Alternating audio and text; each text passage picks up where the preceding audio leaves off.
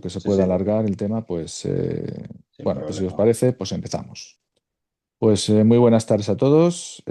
Muchas gracias por asistir. Hoy es día lunes 6 de octubre y bueno, pues con motivo de la Semana de la Visión, desde la Asociación Retina Madrid y su Fundación Retina España hemos organizado una serie de webinars, tanto en el día de hoy con temas jurídicos, como son las novedades en incapacidades laborales permanentes y la que es la compatibilidad e incompatibilidades con trabajos. Y luego el próximo jueves 9 tenemos una también de temas de con la conveniencia del consejo y del estudio genético en distrofias hereditarias de retina, así como de la importancia de registrarse en el registro de enfermedades de pacientes raras del Instituto de Salud Carlos III.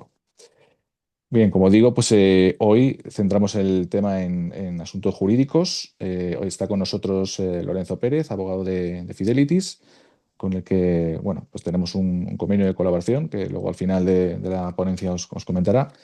Y bueno, creemos que es un tema recurrente, pero un tema de vital importancia para nuestro colectivo. Por eso entendemos que de vez en cuando viene bien refrescar un poco los conceptos y los diferentes grados y bueno, cómo está el estado actual de la cuestión. Sin más, pues te cedo la palabra, Lorenzo, y todo tuyo. Pues un placer estar aquí con vosotros, Raúl. Muchas gracias por invitarme a esta jornada. Y lo único, si me dais acceso para compartir pantalla, pongo la presentación para aquellos que la quieran o puedan ir siguiendo y también me sirve a mí de guía. Así Vale, que sí, Juanjo, si si me estás das. ahí, si le puedes ceder el... Porque ahora mismo, Lorenzo, no puedes ponerla, ¿no? No tienes las pestañitas Ahora, para... ya Ah, me han habilitado. vale, perfecto. Perfecto. Pues ahora ya la vamos a compartir y listo. Bueno, pues efectivamente vamos a hablar hoy de un tema que efectivamente es muy recurrente eh, en vuestro colectivo, en general en todas las personas que padecen una enfermedad grave, y en este caso degenerativa, y que son interesantes que conozcáis, porque son novedades que afectan bastante, tanto en la concesión como en la posible retirada, y luego pues la posible compatibilidad o no con el empleo.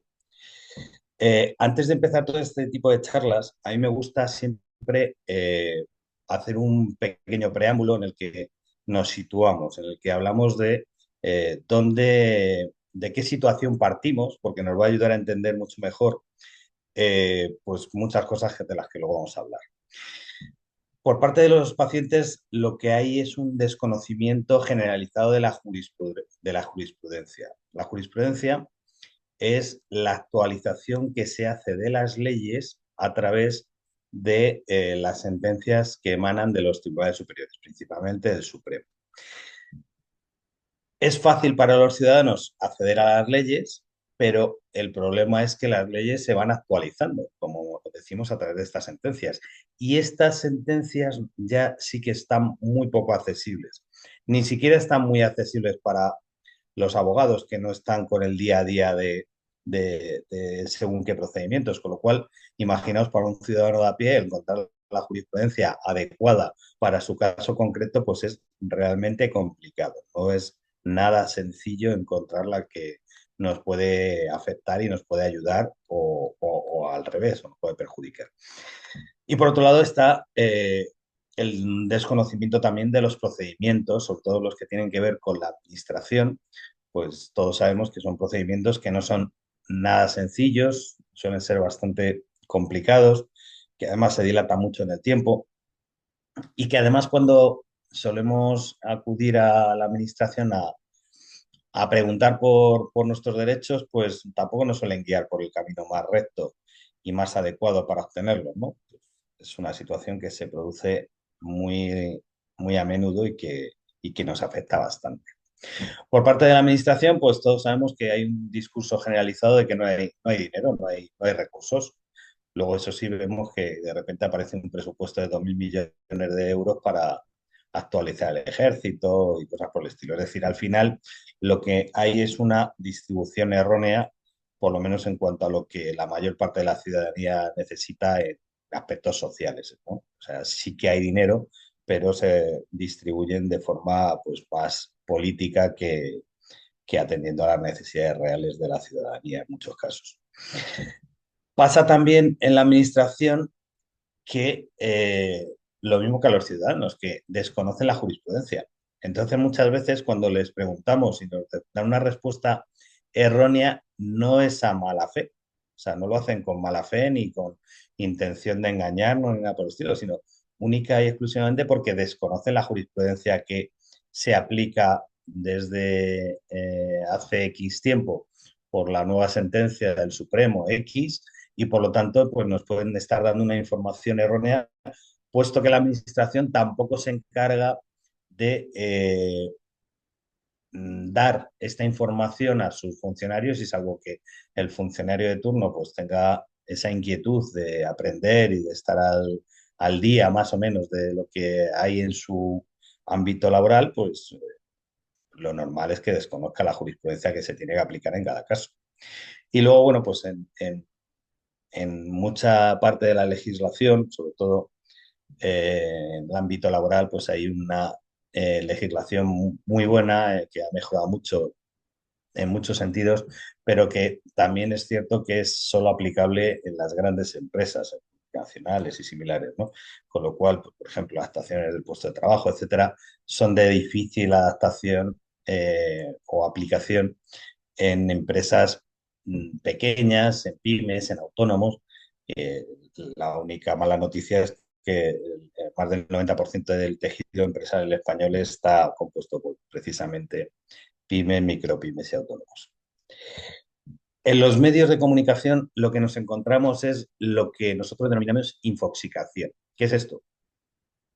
Pues una cantidad enorme de información disponible, pero que una parte importante de ella, muy importante cada vez más, es una información que va a ser tóxica para nuestros intereses. ¿Por qué? Porque es una información o bien que está sesgada, o bien que está incompleta, o bien que directamente es errónea. Y esto diariamente lo vemos ya no solamente en prensa, en radio, en televisión, sino sobre todo ahora ya con esto de las redes sociales, pues eh, todos los días, por ejemplo, ahí me llegan vídeos de abogados que hablan sobre temas, pues yo qué sé, de incapacidad laboral y que dan una información, pues como os digo, o sesgada o incompleta o incluso errónea directamente. Entonces, esa información que nos llega y que nos aturde, pues al final, si es mala, si no es una información correcta, nos puede guiar por un camino incorrecto también para conseguir nuestros derechos. Y por otro lado, hay una grandísima presión mediática por esa supuesta falta de recursos de la administración que comentábamos antes, que cala en todos los segmentos de la población. Cala en los ciudadanos en general y, por supuesto, también en los funcionarios y, como no, en los funcionarios de justicia. ¿Qué es lo que ocurre? Que, aunque sea de una manera inconsciente, afecta en sus decisiones. Si hay esa presión de que no hay dinero, no hay dinero, no hay dinero continuamente en los medios, pues cuando no tienen muy claro si concedernos o no un determinado derecho, porque la situación no está tan clara, no está tan transparente o porque tiene una, un ideario más pro administración, llámalo X, pues inclinan la balanza hacia el no y muchas veces no nos conceden un derecho por esta presión mediática que de forma inconsciente a todos los afecta. Y luego los abogados, pues existe algo que no ocurre en, yo creo que en ninguna profesión, y es una falta de asesoramiento especializado en general. Por ejemplo, en vuestra patología, para determinar y conseguir o tratar de conseguir las mejores, el mejor asesoramiento, la mejor cuidado, el mejor tratamiento, lo suyo es que vayáis al oftalmólogo, no vais ni al traumatólogo ni al médico de cabecera para que os ayude con los problemas de la vista. Pues en los abogados, para un procedimiento de incapacidad, acudimos al abogado que nos ha llevado al divorcio, o al abogado de la empresa que lleva las cuentas, o a mi primo que es abogado generalista y lleva de todo un poco, ¿no? ¿Qué es lo que ocurre con esto? Pues que se pierden detalles y estos detalles, la mayor parte de las veces en estos procedimientos, son la diferencia entre obtener o no nuestros derechos. Y luego, pues otra cosa que también ocurre en esta profesión y son los cobros por adelantado. Antes de darnos los buenos días, pues los abogados nos suelen pedir una provisión de fondos para seguir adelante, para darnos un asesoramiento, para llevar nuestro caso. Es decir, hay dos grandes mm, hándicaps, hay dos grandes impedimentos para que los ciudadanos accedamos a nuestros derechos de forma fácil, directa y sencilla. Y son, por un lado, nos falta información especializada, porque tenemos mucha, pero mucha nos puede dirigir erróneamente hacia eh, intereses que no son los que nos corresponden. Y por otro lado, el aspecto económico. Si tenemos que acudir a un especialista para que nos ayude y nos cobra por adelantado sin garantías de que nos vaya a conseguir lo que estamos pidiendo, pues hay veces que desistimos también de seguir adelante precisamente porque o no queremos o no contamos con ese dinero ahora mismo. Y ya nos metemos de lleno en los dos temas que nos traían aquí, ¿no? Por un lado están las principales novedades en las pensiones por incapacidad laboral permanente. Pues ha habido unas cuantas este año, desde finales del año pasado, y son interesantes. La modificación, por ejemplo, se ha realizado del artículo 193 de la Ley General de la Seguridad Social, pues la realidad es que nos ha, y esto lo he visto yo en 28.000 vídeos además de abogados, también de pacientes bueno, de periodistas, etcétera, que dice que ya no es necesario agotar el periodo máximo de baja para poder solicitar una incapacidad permanente. Y esto se ha vendido como que se va a agilizar mucho más el procedimiento y no solamente se va a agilizar, sino que va a facilitar el acceso a las pensiones por incapacidad laboral. Bueno, pues aunque es una modificación que de haber sido cierta, pues es verdad que podría haber facilitado el acceso, la realidad es que nunca ha sido necesario. Es decir, lo que han plasmado en esta modificación del artículo 193 de la Ley General de la Seguridad Social es que no es necesario agotar el periodo máximo de baja para solicitar una incapacidad permanente, pero es que nunca ha sido necesario.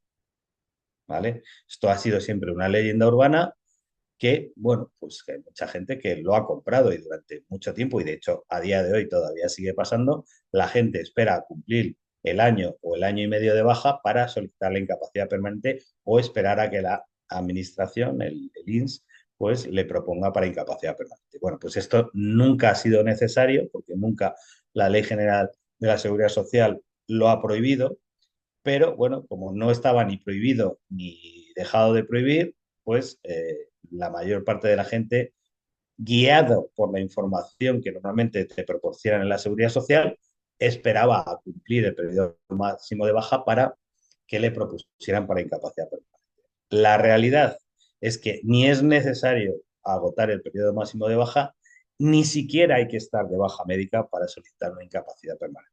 Entre otras cosas, porque hay gente que no puede permitirse estar de baja médica porque cobra menos, bien sea porque su convenio no recoge el pago del 100%, o bien pues porque parte de sus ingresos vienen predeterminados por variables como incentivos, propinas, etcétera, ¿no? Entonces, eh, esta modificación, que en teoría se ha vendido como una mejora buenísima eh, del sistema de la seguridad social, en realidad es algo que ya se venía aplicando de toda la vida, es decir, no hacía falta agotar el periodo máximo de baja y que en realidad, pues bueno, solamente no solo ha hecho que la gente cobre falsas expectativas, sino que además luego se topa con que el acceso a las pensiones por incapacidad laboral permanente están cada vez más restringidas y además no es que sea más fácil, sino tampoco es más rápido. Todo esto que se ha vendido, más rapidez, más agilidad y más facilidad, es falso. O sea, esta modificación realmente solo ha sido un brindis al sol para contentar a, pues no sé a quién, pero la realidad jurídica es que no ha modificado absolutamente nada de lo que se venía ya haciendo en la práctica jurídica habitual. El siguiente punto es la Ley 2/2025, que modifica un par de artículos del Estatuto de los Trabajadores que hacen referencia a la extinción de la relación laboral directamente tras la consecución de una incapacidad permanente. Bueno, pues efectivamente esto es así, pero tiene sus matices. Es decir, se está vendiendo también de una forma diferente a como luego en la práctica es. Es decir, esto no significa que la empresa quede inmediatamente obligada a hacer la adaptación del puesto de trabajo para compatibilizar incapacidad permanente y empleo. Punto primero. Punto segundo. He leído en multitud de foros, de vídeos, incluso de algún sindicato, que aplica también para la incapacidad permanente en grado de absoluta. Luego veremos que esto realmente es total y absolutamente falso. Es decir, sola y exclusivamente aplica en el caso de la total. De la absoluta, en teoría, en base a la legislación, pero no, como veremos a continuación, por la jurisprudencia que ha emanado del Supremo en la sentencia del año pasado. ¿Vale? Entonces, punto primero, para que esto tenga sus efectos, es decir, que la empresa realice adaptaciones al puesto de trabajo para poder compatibilizar la pensión en grado de total con un empleo dentro de la misma empresa, tiene que ser el trabajador quien lo solicite en el plazo máximo de 10 días naturales. ¿Vale? Ese punto primero. Es decir, no es automático, la empresa no está obligada a realizar estas adaptaciones sin que lo solicite el trabajador, sino que si el trabajador lo solicita dentro de ese plazo, la empresa tiene un plazo de 3 meses para contestar si es posible o no realizar dichas adaptaciones. Si el empleado no lo solicita en el plazo exigido, directamente se extingue la relación laboral como se producía anterior a esta ley de este año. ¿Vale? ¿Qué es lo que dice esta ley? Que también se puede hacer en grado absoluta. ¿Qué ocurre? Que en la sentencia del Supremo del año pasado sobre compatibilidad de empleo e incapacidad permanente en grado absoluta o gran invalidez, esta posibilidad queda total y absolutamente restringida a casos sumamente excepcionales, por no decir un unicornio. ¿Por qué? Por el que en el momento en que haya una absoluta y se genere una relación laboral, la jurisprudencia avala que la seguridad social deje en estado de suspensión o rebaje el grado a una total.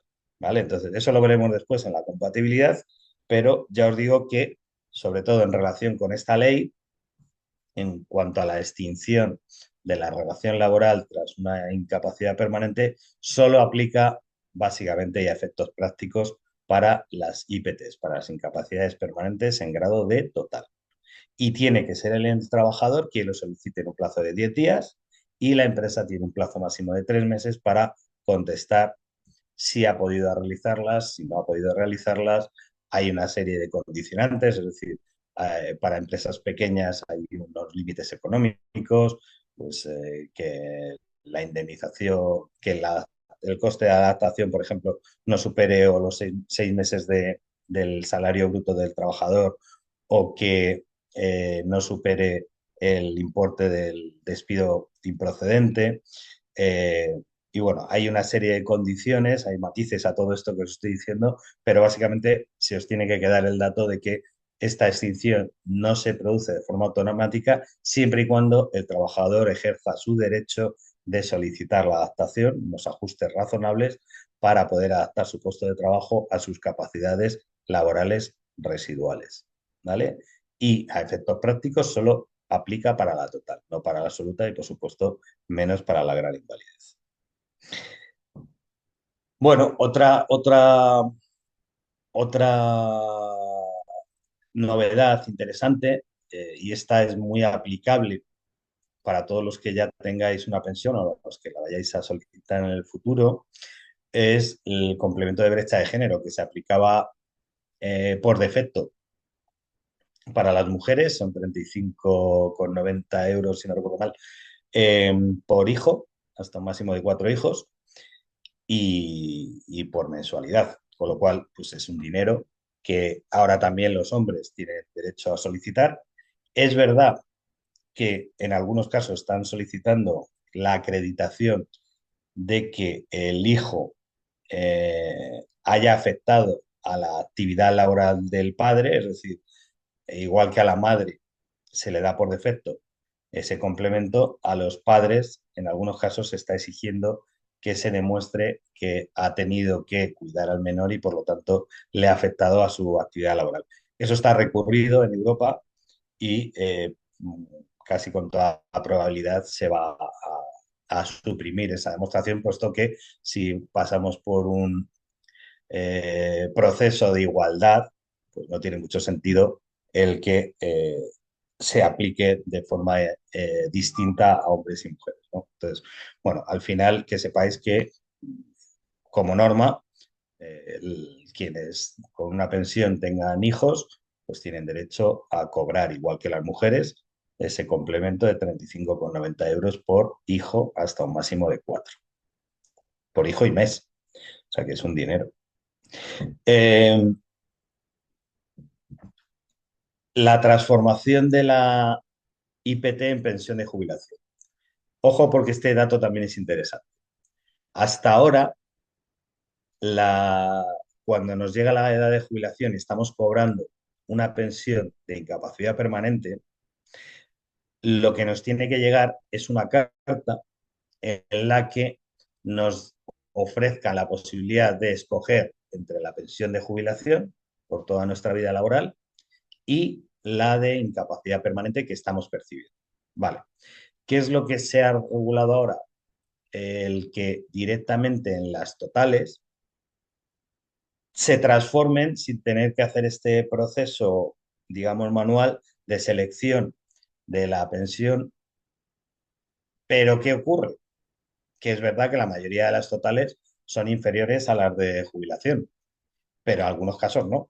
Tened en cuenta que en la total se contabilizan los últimos 8 años anteriores al hecho causante, es decir, anteriores a cuando se ha producido las secuelas y limitaciones de nuestras patologías y nos han hecho causantes de una o acreedores de una incapacidad permanente. Y por lo tanto, si en esos 8 años previos hemos cotizado con unas bases muy altas, pues a lo mejor resulta que el resultado es superior al que nos corresponde por toda nuestra vida laboral, que muchas veces, pues como hay años en los que hemos cotizado o podemos haber cotizado menos, pues puede ser inferiores. Esto pasa, es relativamente menos, son muchos menos casos, obviamente, que por la absoluta o por la gran invalidez, pero tenerlo en cuenta, es decir, que si os transforma la total en la de jubilación y eso significa que cobráis menos con la de jubilación, se puede reclamar el que nos den, el que sigamos percibiendo la pensión por incapacidad permanente en grado de total. Es decir, que seguimos teniendo la opción de seguir cobrando nuestra pensión por incapacidad permanente, que ese derecho no nos lo pueden quitar por esa transformación automática a la edad de jubilación de pensión de incapacidad a pensión de jubilación. ¿Vale? Esto es interesante también que lo sepáis porque, bueno, pues es algo que ya os digo que se produce pocas veces o menos veces que con la absolutidad y la gran invalidez, pero se puede dar el caso y de hecho yo ya conozco algún caso que ha sido así y se ha tenido que reclamar. Bueno, que sepáis, por otro lado, que ya por norma, antes eran excepciones, ahora ya es casi norma, se está incumpliendo el plazo máximo de los 135 días para finiquitar la vía administrativa en las solicitudes por incapacidad permanente. Ten en cuenta que los 135 días hábiles, que más o menos son unos 6 meses, tenían que incluir la respuesta a la reclamación previa. Pues esto se está convirtiendo ya en las excepciones. Cuando te resuelven un caso dentro de los 135 días hábiles, ya ahora mismo estamos hablando de casi la excepción porque el retraso acumulado es enorme y como la administración tiene un plazo, pero no hay previsto ningún tipo de sanción por incumplimiento, pues poco podemos hacer, salvo protestar, exigir nuestros derechos, meter escritos de impulso procesal y tratar de que nos pongan el expediente en la parte de arriba del taco de expedientes que pueda estar tramitando cada uno, ¿no? Pero que sepáis que aunque incumplan, solo se puede insistir, no hay ningún procedimiento que nos ayude o por lo menos sancione a la administración por cumplimiento del plazo. Pero que sepáis que se está incumpliendo el plazo, es decir, no os asustéis porque una solicitud de incapacidad permanente de repente lleve un año en tramitación. Está pasando y por desgracia cada vez más habitual. Y por último, y esto, claro, la administración lo vende como algo de justicia, que puede ser, pero lo que pasa es que la aplicación no lo es tanto, y es el gran incremento que se está realizando en las revisiones médicas, teóricamente para ajustar el grado, la realidad es que es para retirar pensiones, por lo menos para rebajarlas, pues porque al final el importe del, del montante de pensiones por incapacidad permanente pues está creciendo año a año y la única manera de que esa cifra se reduzca o baje lo máximo posible es no concediéndolas o quitándolas. Entonces, tener cuidado a partir de, siempre se lo digo a todos nuestros clientes, a partir de que os concedan una pensión por incapacidad permanente, mucho ojo con lo que reflejan vuestros informes, porque el hecho de que cualquier palabra de un informe sea interpretable para revisión, pues que sepáis que puede dar inicio a un expediente de revisión de grado y cuando lo inician lo más probable es que o rebajen el grado o quiten la pensión. Entonces, mucho ojo con la sanidad pública, sobre todo con los informes que obtengáis en las revisiones de vuestra salud en la sanidad pública. Y nos metemos con el segundo punto, con la incompatibilidad de incapacidad permanente y empleo.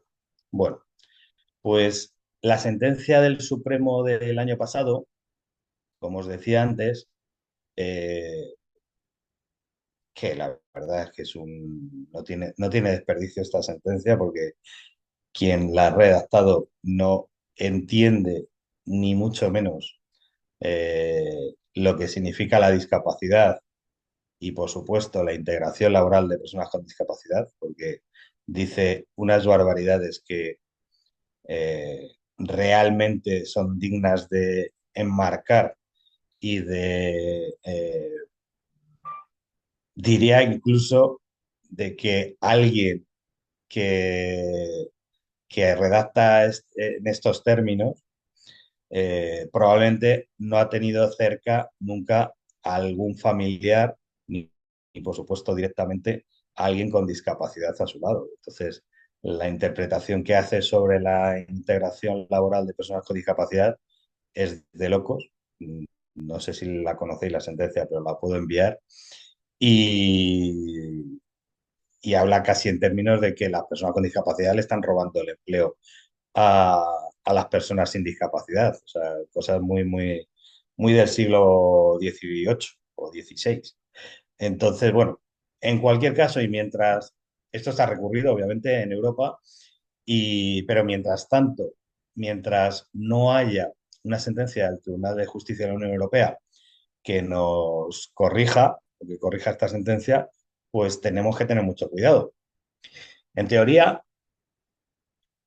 eh, se están aplicando compatibilidad en caso de absolutas y de grandes invalideces a personas que realicen actividades no lucrativas o voluntarias, trabajos por cuenta propia muy limitados, es decir, pues edición, desde casa, trabajos puntuales de ponencias, trabajos puntuales de cursos, pero muy, muy reducidos, muy adaptados, generalmente solo teletrabajo, llevar una tienda online propia, pero desde casa, o sea, cosas muy, muy, muy residuales y en colaboraciones profesionales aisladas, sobre todo las que tengan que ver con ingresos no muy altos, las que tengan que ver con ingresos derivados, por ejemplo, de artistas, pues, para una obra de arte, una pintura, una escultura, derechos de autor, participar en la escritura de un libro, cosas por el estilo. Pero, ojo, insisto, todo muy residual y cogido con pinzas, porque en el momento en que la administración detecta ingresos, sobre todo, lo puede asimilar a relación laboral y lo que va a hacer es o dejar en suspenso, bueno, aquí tenemos los requisitos para esta compatibilidad, eh, son muy claros también, es decir, tiene que haber compatibilidad médica, es decir, no podemos estar desarrollando una actividad que incluya algo por lo que nos han concedido la incapacidad permanente. Eso es una obviedad, pero bueno, tiene su aquel porque, claro, una absoluta que no nos deja, nos suprime la capacidad laboral, pero que es verdad que antes en centros especiales de empleo nos permitía desarrollar cierta actividad laboral o una jornada reducida, etcétera, etcétera, adaptados, pues ahora ya se ven como relación laboral y si afectan a actividades por las que nos han concedido la incapacidad permanente, pues obviamente lo van a entender como relación laboral y lo van a sacar como requisito. Es decir, si estás en esta situación y, y estás trabajando, pues oye, veremos luego los efectos que produce. No superar los límites legales de dedicación y esfuerzo, es decir, jornadas, por supuesto, totales, es decir, tiene que ser hechos más bien aislados, eh, esfuerzo, es decir, no podemos, normalmente limitados al teletrabajo, o sea, no a la actividad desde casa, mm, no pueden representar una mejoría funcional relevante, es decir, si entiende la administración que por estar desarrollando esta actividad es porque hemos recuperado nuestra capacidad laboral, pues lo que va a hacer es algunos de los efectos que veremos a continuación. Y, por supuesto, no vulnerar el principio de buena fe. Es decir, que si hemos solicitado una incapacidad permanente y hemos engañado, entre comillas, a la administración porque nos detectan trabajando y estamos, o bien no lo hemos declarado, que esto es muy importante, y o bien, no habiéndolo declarado, no hemos declarado la realidad, pues nos puede llegar adicional a la suspensión, pues otra serie de problemas relacionados con la devolución, etcétera. Que estos son los que os digo a continuación, los riesgos de la incompatibilidad en función del grado, es decir, de si primero, ¿se ha comunicado o no la actividad? En principio, cualquiera de las actividades que hemos relacionado antes, bien sea voluntariado, bien sea actividad no lucrativa, bien sea trabajo por cuenta propia residual, bien sea trabajos profesionales esporádicos, deberían ser comunicados a la Seguridad Social. ¿Vale? Punto primero. ¿Por qué? Porque de esa manera al menos evitamos el que puedan apreciar mala fe o fraude. ¿Vale? Si lo hemos comunicado y lo hemos comunicado fielmente a lo que estamos desarrollando, pues evitamos esa parte de gravedad de la posible sanción. En este caso, ¿qué es lo que va a pasar? Bien, que nos van a suspender la pensión durante el tiempo que ellos entiendan que se está produciendo la relación laboral, o bien no la van a rebajar de grado hasta una total, por ejemplo, o bien no nos van a retirar la pensión. En los casos que además aprecien mala fe o fraude, nos van a exigir la devolución de los importes percibidos y en algunos casos, en los más graves, nos pueden sancionar económicamente o incluso penalmente por fraude a la seguridad social.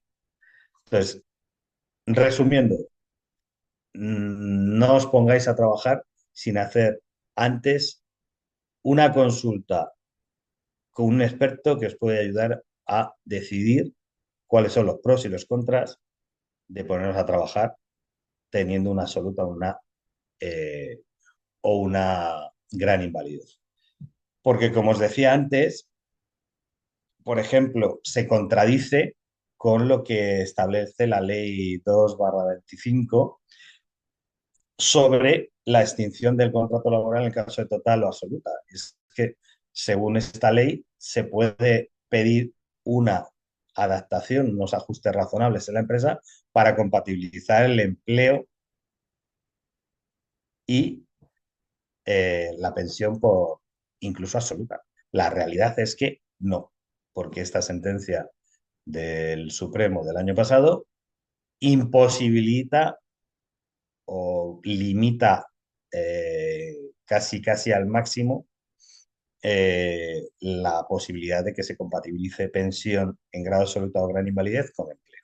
Solo y exclusivamente a esos casos que os he citado antes y con el riesgo de que puedan apreciar relación laboral si no se ha comunicado, si no se ha comunicado según ellos entienden, si ellos creen que ha habido una mejoría, etcétera, etcétera, etcétera, todos los datos que acabamos de ver.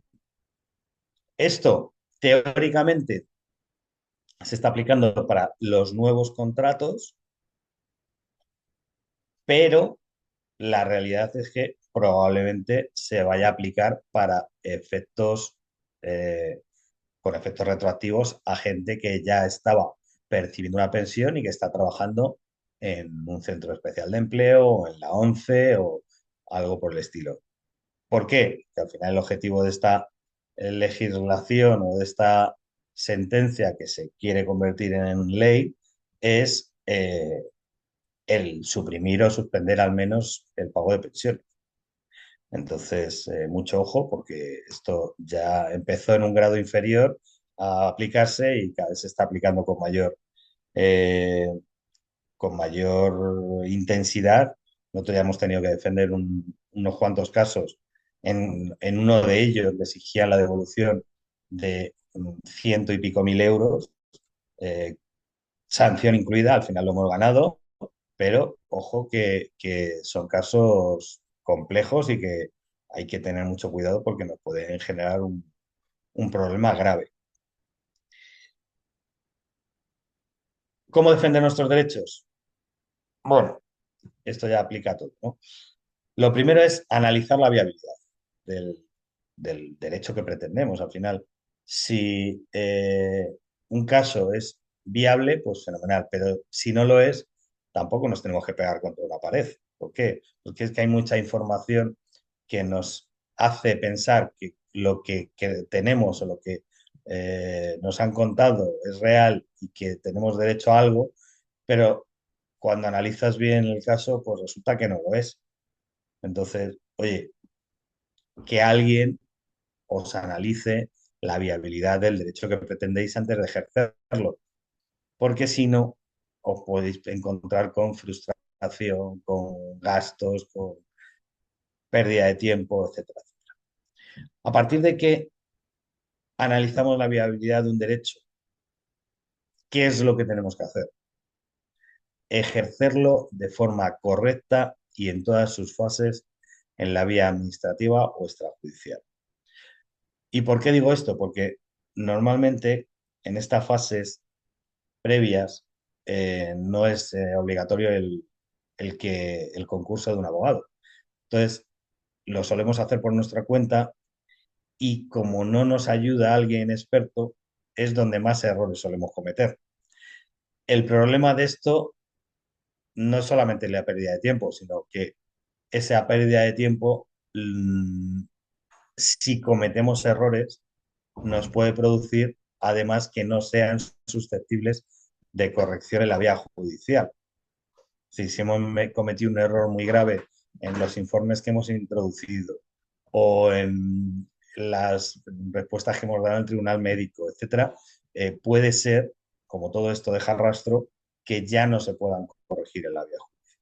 Entonces, importantísimo que intentéis acudir desde el minuto uno para que un experto os ayude con los trámites que necesitáis hacer sobre cualquier derecho en general. ¿Y qué es lo que nos suele pasar también? Que muchos casos que se acuden a la vía judicial, que sepamos que, por ejemplo, en incapacidad permanente, más del 70% de las denegaciones no siguen en la vía judicial, o por desconocimiento, por la barrera económica. Vale, ahí ya se ha hecho un filtro la administración, pues como tenía prácticamente todo o concede en un grado inferior, pues bueno, pues es dinero que se ahorra, ¿no? Pero es que además, ese 30% que hace de la vía judicial, eh,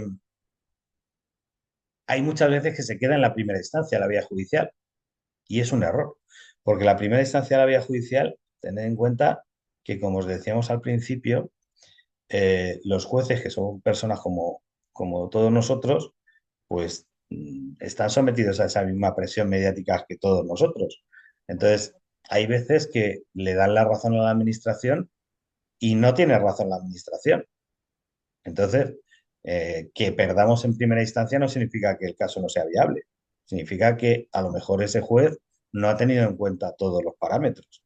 Entonces, no nos debemos quedar en la primera instancia de la vía judicial, sino que tenemos que escalarlo hasta el Tribunal Superior de Justicia, el Supremo, el Constitucional o incluso Europa si fuera menester, ¿no? Y bueno, pues ya solamente os cuento que, bueno, pues que somos, eh, tenemos un acuerdo con vosotros, como sabéis, como os ha dicho Raúl, en el que, bueno, pues trabajamos a éxito, es decir, solo vamos a cobrar honorarios si ganamos, previo estudio de viabilidad gratuito, es decir, previo a que hagamos nada, siempre os vamos a decir, analizando la documentación, oye, sí o no es viable. Si es viable, seguiremos adelante con el caso y solo cobraremos si ganamos. Y además con unas tarifas reducidas con respecto a la de los particulares, es decir, vais a pagar menos que si acudís a nosotros de forma directa en lugar de a través de la asociación. Trabajamos para más de 1.000 asociaciones, 1.200, más de 1.200 asociaciones con la vuestra, eh, pues, para FARPE, para vuestra matriz, ¿no? Y para muchísimas otras, FEDER, ALCER, GEPAC, el Grupo Social 11, como sabéis, bueno, pues un montón de asociaciones y de instituciones desde hace ya muchos años bueno, pues significa que algo bien debemos estar haciendo. Y que sepáis que dentro del grupo podéis llevar con nosotros, con las mismas condiciones, cualquier tema jurídico que queráis, porque cada despacho del grupo tiene una especialización, reclama todo, lleva todos los temas civiles y contenciosos administrativos, presunto inocente los temas penales, es decir, si sufrís una estafa o un delito de odio o de lesiones, lo que sea, pues el presunto inocente os lo llevaremos. En derechos del trabajo, todos los temas laborales, la reclamación una indemnización, un despido, una adaptación del puesto de trabajo, etcétera. Y en ley segunda oportunidad llevamos todos los temas relacionados con concursos de acreedores de empresas y de particulares. O sea, la ley de segunda oportunidad entre ellos, obviamente. Y todo con las mismas condiciones, es decir, estudio de viabilidad gratuito, solo cobramos y ganamos y con tarifas reducidas a el resto de particulares. Y me callo y si queréis me podéis hacer todas las preguntas que queréis y si las puedo contestar en línea, pues mejor que mejor. Muchas gracias, Lorenzo. Soy Raúl. Mira, pues muchas gracias. Ha sido muy interesante todo lo que nos comentas. Esos cambios normativos, explicando bien sencillo y claro, bueno, pues en qué consiste ese cambio, ¿no? Con el tema de la ley de lo que hay que solicitar en el caso de que el trabajador, pues, que tenga, bueno, tenga opciones de reincorporarse en la empresa, ¿no? Ese plazo de los 10 días, Mm, que lo tiene que solicitar. Esto que has comentado también de las IPTs cuando pasan a la jubilación es muy interesante también conocerlo porque, como has comentado, habrá casos en los que el hecho de pasarles a jubilación, pues habrá una merma económica. Entonces, mm, también es interesante conocer que eso puede pasar. mm, ¿Sabes? Y el tema de las compatibilidades con este tipo bueno, pues, de trabajos o con la capacidad residual que le pueda quedar a la persona, pues esa compatibilidad que pueda tener, ¿no?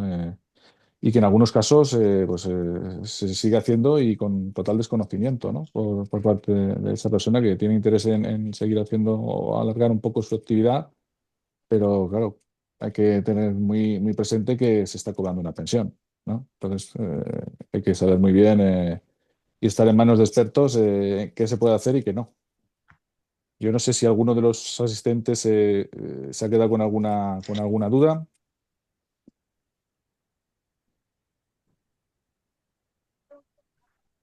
Creo, ¿están activados los micros, por cierto? yo creo que están desactivados. ¿Están desactivados? Juanjo, si desactivas o alguien te levanta la mano para una consulta o en el chat hay alguna consulta, pues puedes leer la pregunta. No hay ninguna pregunta y aunque están los micrófonos cerrados, Sí, lo puede abrir cualquiera para hablar. se pueden abrir, ¿no? O sea que no hay dudas. Se ha explicado Lorenzo la mar de bien, ¿eh? No, la verdad es que ha sido muy clarito, ¿eh? Es muy sencillo también, sí. Hola, Pues buenas tardes. Hola, ah, mira. mira. Sí, Hola. Puri. Muy buenas No, soy tardes. Ah, Rosa. perdona, Rosa, perdona. Vamos a ver, mira, yo te quería plantear una duda que tengo, porque me he metido en internet y he visto que Sí. podría solicitar una ayuda más, además de lo que tengo, pero no lo tengo claro. O sea, he preguntado por ahí y tal y me han dicho que no. Yo tengo una gran invalidez, ¿vale? Ujú, Y tengo ayuda, o sea, por cuidados en el entorno, en la mm, figura de mi marido. mm. Y he visto que con eso, además de eso, se puede solicitar, ahora este año que ha salido, puedo solicitar una ayuda más. Lo he leído en internet, ¿vale? Pero no sé si lo he malinterpretado o es cierto. Si ha salido alguna otra cosa. Bueno, es que, Gran invalidez con ayuda por cuidados en el entorno. mira, la mayor parte de las ayudas que están saliendo son de ámbito local, es decir, comunidad autónoma. Entonces, en cualquier caso, casi todas están vinculadas con los ingresos de la unidad familiar, Ya, más que con el hecho de tener reconocido una pensión. Lo que no son ya. compatibles son dos pensiones. Pero si me tendrías que pasar, pásanos si quieres la noticia que has visto, te decimos Buah, si es es que no de... lo sé, no lo sé, no, porque lo vi, me meto en internet y Sí. pregunto y miro y me muevo y tal y cual, ¿no? Pero bueno, localizarlo ya, ni idea. La mayoría de estas No ayudas, sé. que sí que salen, pero la mayoría o sea, si fueran muy conocidas, te la diría porque normalmente Por sistema, claro. las de ámbito nacional, pues sí me las conozco, pero si es una de ámbito local, que ha salido, me alimento, para Andalucía, pues normalmente casi todas ellas están vinculadas a un tope de ingresos de la unidad familiar. Habría que ver si es así primero y si en su caso, siendo así, pues los ingresos de la unidad familiar tuya pues Claro, superan o no ese umbral. ya. Entonces, tendría que saber cuál es, porque no sé a cuál te refieres. Bueno, yo es que ya te digo, no sé, no. Era algo general, me pareció algo genérico, ¿no? Pero Que vinculado había a qué. salido vinculado, pues no lo sé, o sea, vinculado, claro, no lo sé, la verdad es que no lo sé porque ni siquiera me acuerdo, ¿no? Pero sí que, bueno, que había una nueva, aparte de la gran invalidez con el incremento esto de ayuda por cuidados en el entorno, que había Sí, salido una nueva ayuda. No lo sé, pues pero no te puedo, mira, mira a no, ver si la localizas, porque yo no tienes a idea ver, de que eso sea así, ¿no? Podemos Y hacer no, una además lo cosa, Rosa. consideras difícil. Podemos hacer una cosa, Rosa. Nos pasas la noticia a Retina Madrid y se la pasamos a Vale, Lorenzo. vale, Cuando la perfecto. tenga Voy a ver si lo localizada con encuentro. tiempo, pues se la claro, pasamos. A ver Vale, qué, vale, qué pueden perfecto, contarnos. Vale. perfecto. Yo tenía una pregunta, Lorenzo. Es en dime, relación a cuantías. sí. Las pensiones vamos, las pensiones por incapacidad Mm. están topadas con tope máximo igual que si fueras por ejemplo, un pensionista de jubilación o no operan esos topes o son topes para Opera todos la, igual. opera la absoluta, es decir, la topada de la absoluta Ujú, sí está topada al máximo legal anual que publique la administración. Pues ujú, si ahora son 3.000 y pico euros, pues esos ujú, 3.000 y pico euros por 14. ujú. La gran invalidez, aparte, es el complemento. Ya. Entonces, sobre la topada, el complemento de gran invalidez puede ir en torno entre el 45 y el 110% de tu pensión. Es decir, puedes Ujú, cobrar, tenemos gente que está cobrando 5.000 y pico euros, que ujú. supera con mucho Sí, el el tope tope máximo. máximo, claro, Ujú, pero eso ujú, ya es el complemento de gran invalidez. ujú. Entonces, la topada de la absoluta, sí, Ajá. Vale, o sea, el complemento es lo que no está topado. Si tú eso ya es. tienes la gran invalidez, lo topado es por la permanente La absoluta. absoluta, eso Vale, es. vale, vale, vale. Eso es el tope máximo anual que publique la Ujú, administración, ese es ujú. el tope para la absoluta, pero luego el Vale, complemento se calcula aparte y se suma. ujú, vale. Si es que más de un compañero me ha preguntado, oye, están topadas, pero esto cuando es gran invalidez también, tal, y digo, No, pues no lo sé. no, Ahora se no, lo no, preguntaré. Vale. no, no. Ujú, El tope para la absoluta sí es ese, pero el ujú. de la gran Vale, invalidez, vale, el complemento de la gran invalidez es eso. vale, vale. Ha quedado claro. Vale. Gracias. Hola, buenas tardes. Mi nombre es Eugenio. ¿Puedo hacer una pregunta? Sí, claro, adelante, Eugenio. Eh, a mí me gustaría, porque para mí ha sido novedoso en el contenido de la exposición de Lorenzo, nos ha explicado que uno de los supuestos que puede llevar a suspensión o a revisión o reducción es el de la realización de trabajos de voluntariado y no lucrativos, especialmente la realización de trabajos de voluntariado, como todos sabéis, en el mundo del sector asociativo en el que todos estamos vinculados pues de toda la vida como pacientes y muchas veces pasamos a una posición más activa cuando pasamos a la nueva tesitura de personas con incapacidad laboral. Es Ujú. una cosa muy común entre nosotros Sí, Sí. sí. y es una cuestión que además tiene un amplio abanico de posibilidades según las asociaciones, desde la realización Mm, de contratos regulares estables, pago de dietas, pago mm, exclusivamente de compensación de gastos, mm, realización de esos trabajos, pero en los que no se llega a realizar nunca ese contrato de alguna manera que formaliza y que incluye en la póliza de la organización. Me gustaría, mm. Lorenzo, si es posible y si se puede hacer un poco una generalidad, si nos puedes perfilar un poquito más ese marco de dónde están los límites de esas actividades de voluntariado para no generar problemas con la compatibilidad de la pensión ya concedida previamente. Pues sí, es muy interesante y una pregunta muy común, porque efectivamente, de hecho, el viernes de la semana pasada me llamó la presidenta de una asociación con la que colaboramos y me planteó una situación en la que ella, pues, vía lo que tú estás comentando, compensación gastos, dietas, etcétera, etcétera, pues estaba ingresando de forma más o menos regular una cantidad y, y bueno, pues le estaba preocupando todo esto que estaba oyendo, lo que había leído, lo que me había oído a mí decir en una ponencia en su asociación, etcétera, etcétera. Bueno, el caso es que, como casi siempre hace la administración, no ha dejado claros los límites, ni por arriba ni por abajo. Entonces, al final, lo que no debe apreciar la administración es relación laboral. Cuando sean temas esporádicos, compensación de gastos, yo te diría que en general, sobre todo con lo que tenga que ver con el modelo asociativo, se van a meter poco. Pero claro, esta mujer me planteaba que, claro, un laboratorio les iba a empezar a pagar, entre comillas, por las ponencias a ella y que iba a ser un ingreso más recurrente. Entonces, le dije, bueno, pues ahí ya tenemos que hilar mucho más fino, porque aunque no hay ningún límite expresado ni por arriba ni por abajo para que te abra un expediente de revisión, pues lo que sí que va a determinar esta posible revisión es más o menos el importe y la recurrencia.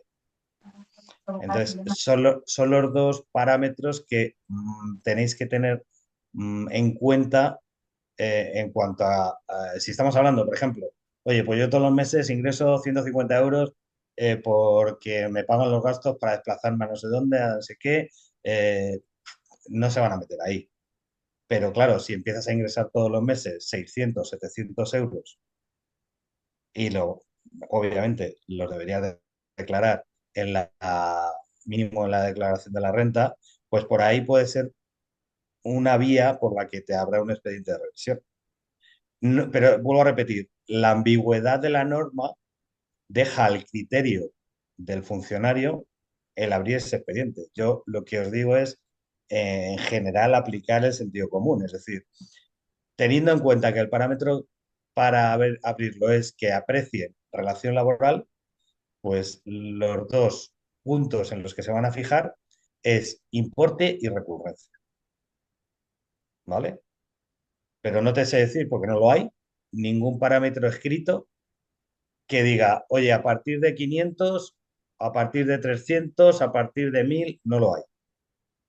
Y todos los meses, o no, 9 meses al año, tampoco lo hay. Pero bueno, al final es que no parezca que estás trabajando. Y como criterio general de prudencia, a priori notificar o estudiarlo primero por si nos Yo, metemos en un jardín sin necesidad. sí, yo lo estudiaría primero, porque efectivamente, aunque en principio hay que comunicar todo, pero es verdad que en el momento en que comunicas te puedes poner también en un disparadero necesario. Mm. Ok, muchas gracias, Lorenzo. Nada, un placer.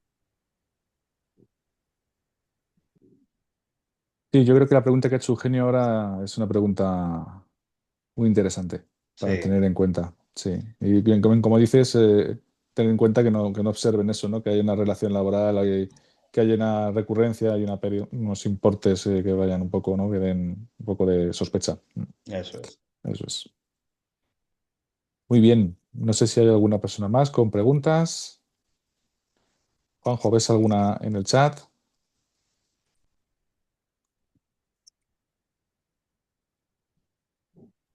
Creo que no. Ninguna pregunta. No hay ninguna, ¿no? Sí, pero Ah, disculpa, a mí me mira. gustaría hacer una pregunta. En Sí. relación con esto que estáis comentando, en el caso de que una persona con una incapacidad absoluta, con gran invalidez, sí quisiese tener una relación laboral por algún motivo, pues por ejemplo, con el Grupo Social 11 o alguna otra entidad, y se lo notificase a la Seguridad Social y según tengo entendido, te entraría en la suspensión de su pensión. ¿Cuáles son los criterios o a los riesgos a los que se sometería o cuáles son las condiciones? Pues, si tiene la gran invalidez, deja de cobrar todo. Y en el caso de que luego ya se extinga la relación laboral, ¿cuál es el proceso de recuperar la pensión y demás? Porque la teoría es muy bonita, pero en la práctica no sé cómo es. la práctica la han hecho para que al final esto está hecho para retirar pensiones. O sea, yo desde mi humilde criterio no tiene otro sentido. O sea, es muy bonito firmar todos los convenios que tú quieras sobre integración laboral de personas con discapacidad y luego decir, mira, pues si tienes una pensión y trabajas, pues te la quito. Y ya me la reclamarás cuando vuelvas, que ya veremos si te hago pasar otra vez por el procedimiento o te la doy automáticamente, porque tampoco está claro. Es decir, la norma está tan ambigua que ahora mismo el iniciar una actividad laboral con una absoluta o con una gran invalidez supone un riesgo que tienes que medir mucho antes de hacerlo. Porque como bien dices, oye, me la vas a suspender, vale. Y luego, si me echan o dejo yo de trabajar por lo que sea, ¿la recupero de forma automática o no? Es que no hay nada al respecto. O sea, no hay un protocolo establecido que te diga, no, en cuanto usted me la comunique, yo se la vuelvo a activar y le empiezo a pagar. En teoría, por lo que se deduce de la norma es así, pero bueno, pero es algo ambiguo, no está establecido. Entonces, es posible que te vuelvan a hacer pasar por el procedimiento de reconocimiento de la pensión. Yo no lo dudaría, ¿eh? Porque Claro, seguro. al Y, final lo que se tiende con estas medidas es a restringir el acceso, a ahorrar, llámalo X. y perdón, en este punto, ¿eso incluiría, por ejemplo, la venta de cupones? Sí, es igual, es decir, aunque Ah, de vale, hecho vale. cualquier actividad laboral va a pasar exactamente lo mismo. De hecho, en la 11 les han comunicado esto tal cual.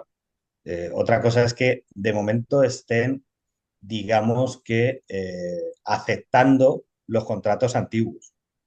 Alguien que tenía imaginaros, una gran invalidez del campo y que actualmente está vendiendo cupones en la 11. Pues a ese de momento todavía no le han llamado a revisión. Yo no pongo la mano en el fuego porque no lo vayan a hacer en breve.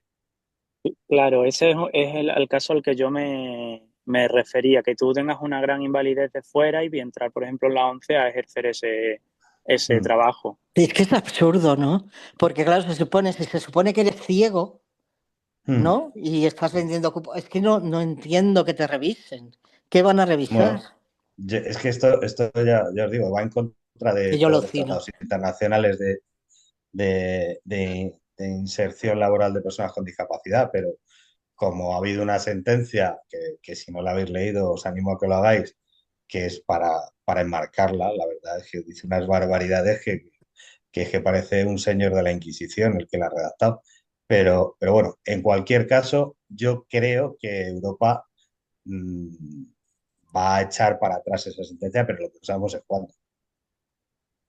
Entonces, Mm. mientras tanto, pues está este riesgo que os digo.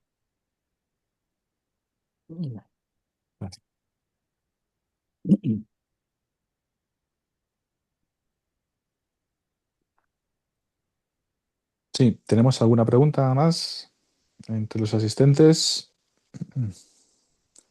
Si es posible, hola, soy Elena, que si es posible compartir la sentencia a través de la asociación, ya que nos cuesta trabajo Sí. localizar No, los Vale, documentos. Por favor, tendríais, podemos sí, compartir un poco para saber qué es lo que se ha llevado a Europa y saber, ujú, ¿no? El sí. que se está vale, dando de algo tan delicado, ¿no?